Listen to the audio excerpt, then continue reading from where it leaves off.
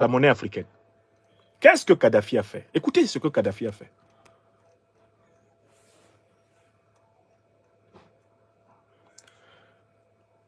Premièrement, il n'y avait pas de facture d'électricité en Libye. L'électricité était gratuite pour tous les citoyens en Libye. Deuxièmement, il n'y avait pas d'intérêt sur les crédits pour les citoyens et les citoyennes libyennes. Les banques libyennes étaient des propriétés de l'État et la loi prévoyait que les crédits aux citoyens libyens soient à taux zéro. Voilà ce que Kadhafi faisait. Troisième exemple, le logement était considéré comme un droit humain en Libye. Kadhafi avait promis que ses parents n'auraient une maison que quand tous les autres Libyens auront une maison. Le père de Kadhafi décéda au moment où Kadhafi, sa femme et sa mère vivaient encore sous une tente. Quatrième fait, un nouveau ou une nouvelle mariée en Libye recevait chacun 60 000 dinars, environ 50 000 $, du gouvernement libyen pour acheter leur premier appartement, en guise d'aide au bon démarrage de leur vie de famille. On continue. Cinquième point. En Libye, l'éducation et les soins médicaux étaient gratuits. Avant l'arrivée de Kadhafi, seuls 25% des Libyens étaient lettrés. Sous Kadhafi, 83% des Libyens ont été lettrés. On continue. Sixième point. Si les Libyens voulaient cultiver la terre, ils recevaient une portion de terre, une maison fermière, l'équipement nécessaire, les engrais et les semences pour faciliter un démarrage rapide de leur exploitation agricole. Tout cela, l'État le leur donnait gratuitement pour ceux qui voulaient cultiver la terre. Septième point, une économie qui fonctionne sur la base de ses richesses réelles et dont la monnaie est indexée sur ses richesses réelles. Écoutez bien, si les Libyens ne parvenaient pas à obtenir la formation ou les soins sanitaires dont ils avaient besoin en Libye, le gouvernement libyen finançait leur expatriation, leur évacuation, avec une allocation mensuelle de 2300 $ et un véhicule de transport dans le pays étranger où ils devaient aller se soigner ou se former. On continue? En Libye, huitième point, si un citoyen libyen achetait un véhicule, le gouvernement libyen lui payait 50% du prix de ce véhicule. Neuvième exemple.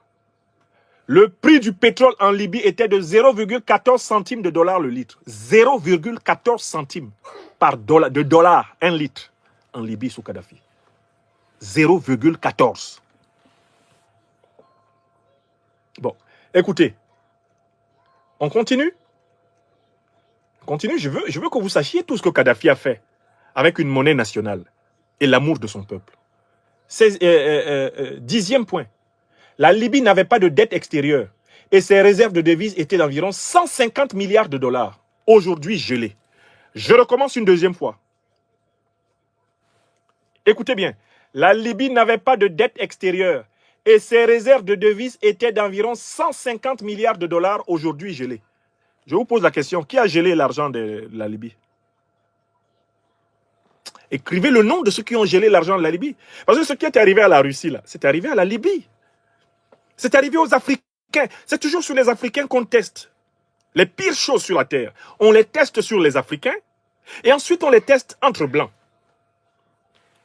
Est-ce que vous savez que Kadhafi avait dans les banques occidentales 150 milliards de dollars et que les Occidentaux les ont gelés? Ça vous dit quelque chose? Quelle est la leçon que les dirigeants africains doivent retenir? Est-ce qu'il faut encore accepter les paiements en monnaie étrangère? Kadhafi a laissé 150 milliards de dollars de la Libye gelés dans les banques occidentales. Quelle leçon l'Africaine et l'Africain qui nous écoute aujourd'hui doit retenir de ce point numéro 10 que je viens de vous lire? Il ne faut plus jamais accepter de commercer avec les puissances étrangères en monnaie étrangère. Sauf confiance exceptionnelle entre puissances. Mais même ça, ça ne suffit pas. Il faut instituer le principe de la monnaie nationale comme base de l'échange avec les puissances étrangères. Et les réserves de change des pays africains ne doivent pas être dans les comptes bancaires des pays étrangers. L'Afrique doit garder ses réserves de change chez elle. C'est-à-dire que les 150 milliards de dollars là, que Kadhafi avait dans les banques européennes, il aurait dû les garder en monnaie physique dans les banques libyennes. Je recommence. Voilà l'erreur de Kadhafi que nous n'avons plus le droit de commettre sur le continent. Vous vendez pour 150 milliards de pétrole.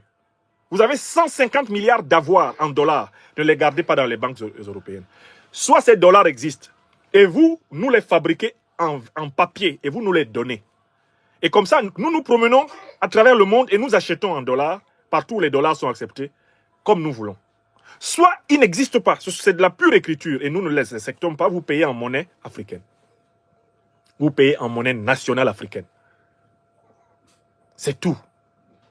C'est-à-dire que vous acceptez que notre monnaie nous permette d'accéder à vos richesses. Vous acceptez que notre monnaie nous permette d'accéder à vos richesses. Vous achetez du dinar, vous achetez du wari, vous achetez du kori africain, vous achetez de la monnaie africaine. Et avec la monnaie africaine, désormais, on achète chez vous. À ces conditions, on peut vous donner notre pétrole, on peut vous donner notre gaz, on peut vous donner notre or, parce que vous reconnaissez qu'avec notre monnaie, nous pouvons acheter ce que nous voulons chez vous. Voilà la leçon qu'il faut tirer. Je continue. Si un Libyen se trouvait dans l'incapacité d'exercer le métier pour lequel il avait été formé, l'État libyen lui payait le salaire moyen de sa profession jusqu'à ce qu'il trouve un poste. Ça, c'est le point 11. Point 12.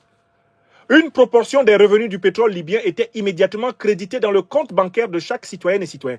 Dès que l'argent entrait dans les caisses libyennes, Kadhafi partageait immédiatement un pourcentage de cet argent-là à chaque Libyenne et à chaque Libyen. Le compte bancaire de chaque Libyen recevait de l'argent tous les jours. On continue. Une mère accouchant d'un enfant en Libye obtenait immédiatement 5 000 $. Point 14. 40 miches de pain coûtaient 0,15 centimes de dollars en Libye. 40 miches de pain coûtaient 15 centimes de dollars.